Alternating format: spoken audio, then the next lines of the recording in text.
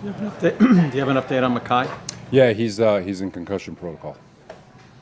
Robert, could you shed a little light on what happened with Vinny Curry? Because obviously, I know a few weeks ago it sounded optimistic he was going to be back, and then you guys put him on NFI yesterday. You know, he's going to get an opportunity to talk to everybody soon and release a statement.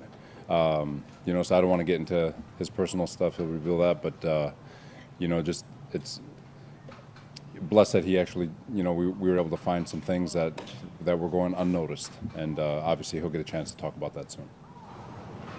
How disappointing is it just from the team perspective? Because you were counting on him to contribute. It is, you know, with you know, he's been so productive in his career, his leadership first and foremost, and just his overall energy and positivity that he brings.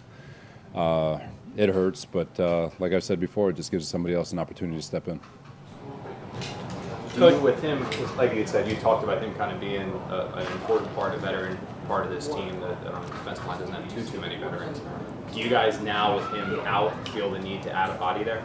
No, it's you know, it's always easy, right, Connor, like to play the fictional game of let's go get somebody, but the reality is there's very far and few in between in terms of just what's available. Now, obviously, Joe and his staff are working relentlessly, always trying to look at the roster and always communicating. But, you know, we've got great confidence. The guys that are here, we still have great leadership with Quinnen and Foley and Shep and Sheldon Rankins. And, I mean, it's still a good group with regards to leadership. It's just, like I said, obviously we love Vinny and it hurts not to have him around, but it also gives somebody else an opportunity to step in. Being down so many guys on the defensive line, do you change anything schematically when you look to get pressure on the quarterback then, especially when you got a mobile guy like Jalen Hurts out there? Yeah, we always have things for, obviously we're just working our stuff out there. When you have a mobile quarterback like that, our whole mindset shifts. But that's more game to game and what type of offense is presented to us and the way we can take advantage of it. What's Van Roten dealing with? Veteran day off. First one of camp. I can use one of those. Let him know about it too. Do you know what the plan is yet for Friday with your starters and Zach in particular? I want to play him. I do, so we're talking about it. But right now, I'm leaning towards playing at least the starting offensive line, quarterbacks, and a majority of the defensive players. For how long? We're still talking about that. Yeah, no more than a half for sure.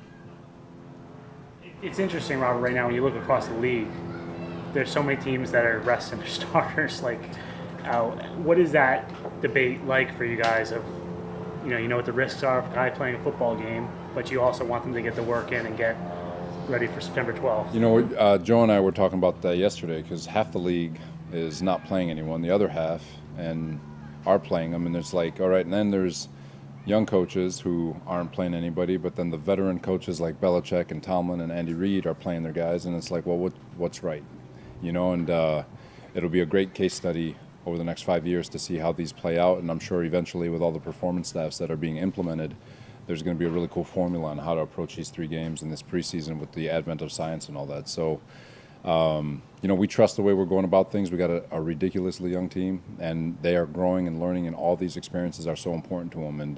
And I feel like they've gotten so much better from the first day of camp till now, and to pull off now, I feel like we'd be doing them an injustice. Robert, do you think that last year when there were no preseason games, when COVID kind of ended all of them and teams had to prep for the regular season with nothing but training camp practices and a couple, well actually there were no training workouts, but just training camp practices, do you think that changed the perception of preseason games and playing your starters where coaches saw, well, no, we can prep without having these guys play, that's how we're going to do it from now on? I think it depends on the success you had during last season.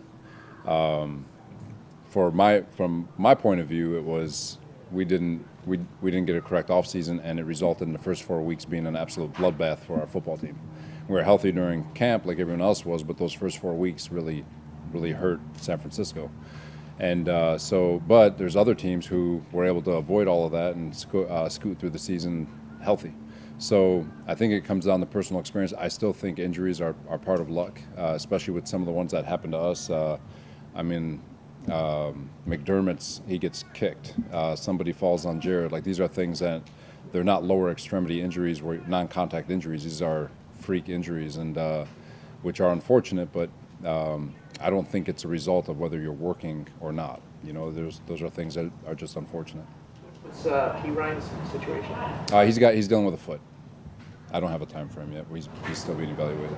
And do you think ABT and Elijah Moore will go on Friday? I doubt it.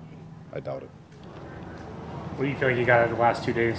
Again, you know, like for us, like from a quarterback standpoint, I feel like he's had a very productive camp in that, you know, you look at our defense, you look at the Giants' defense, you look at Green Bay's defense. You know, the Giants having a little bit of the Belichick stuff. You look at Green Bay with a little bit of the Fangio stuff. You look at Philadelphia with a little bit of the Colts stuff and what they do. So that's 4 of the major defenses that in football that he's going to see week in and week out. So for him to see all of that has been very productive and mindful in terms of his development.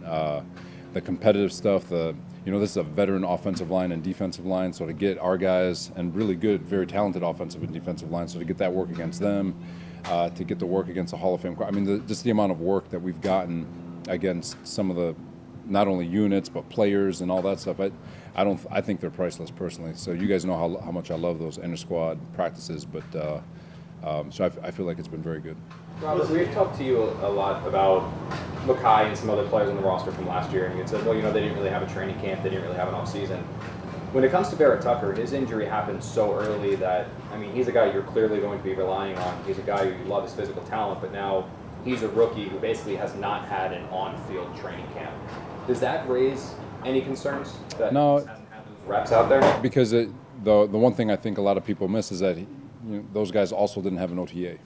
So at least Vera Tucker had an OTAs. Elijah had OTAs, and they had a first week of training camp, and so they were able to go through that and have at least some of it.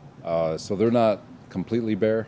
And then on top of it, you know, with this training camp, like there's been so many more reps that we've been able to get in these training camps because of walkthroughs and because of the amount of game reps and practice. Like there's more stuff that they can absorb mentally and with just their visual eyes. So I feel like it's a lot different than what happened a year ago. There's less distraction with regards to the protocols, and there's more focus on football. And there's less social distancing with the vaccinations and all that, so there's more communication with one another. There's less Zoom meetings and more personal interaction. So I feel like all those equate to just a better experience for the rookies this year than a year ago.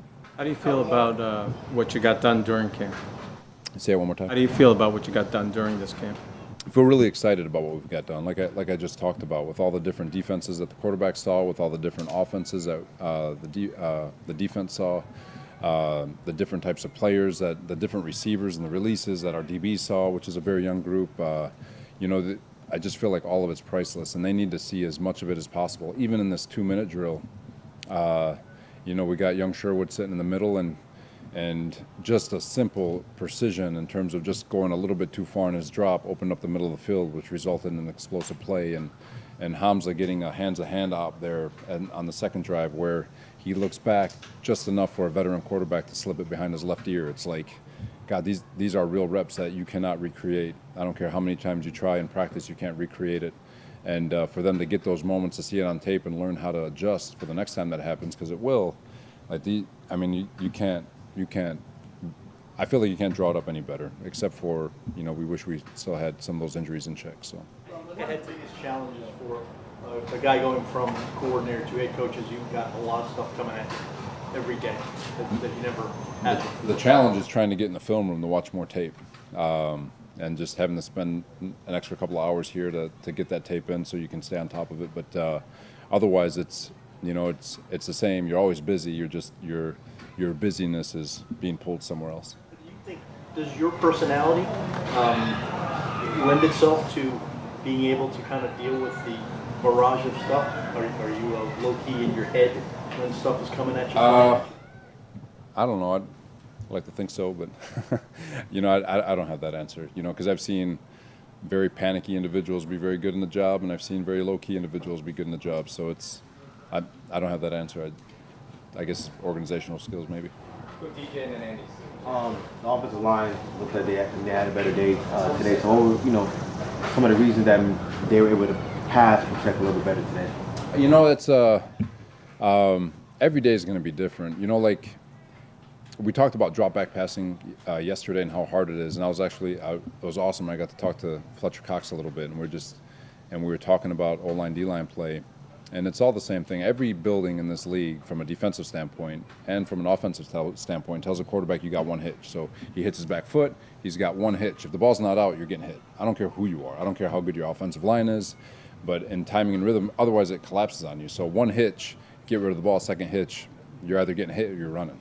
And so today, and that's the objective. So a lot of things come into play. There's route running to gain separation. There's play call. There's obviously protection, and then finally the quarterback being in rhythm, getting rid of the ball, staying within the timing of the play. So I know a lot of times we can point at the offensive line, but it's not just them. It's all 11 make a play work. And so obviously I was with the defense, so I'll see the tape, but what I bet you'll see is more separation from receivers, obviously a little bit firmer up front, quarterback getting rid of the ball in rhythm, play calls being more advantageous for the quarterback to get rid of the ball. So all of it comes into play when we're studying tape, which is why I'm not as nervous as you guys watch practice. You said we're not that nervous. A little nervous. And you might be right, who knows, but we'll find out week one. You said you can't recreate those in-game reps that these guys aren't going to get. What can you do over the next 2.5 weeks to prepare them, or is there anything you can do? No, you try to. You're going to simulate as much as you can, but until you're actually in it, I mean, there's nothing like being in it, right? I'm sure Formula One racers are sitting in their simulators racing cars out of safety, but until you're actually behind the engine and feeling the roar and the vibration, it's different. Same thing with flight simulators. My pops flies little Cessnas, and I'm sure he says it all the time that the simulator is a heck of a lot different than actually being in the plane. So we'll simulate the best we can, but there's nothing like game experience. Thanks, everyone. All right, thanks everybody.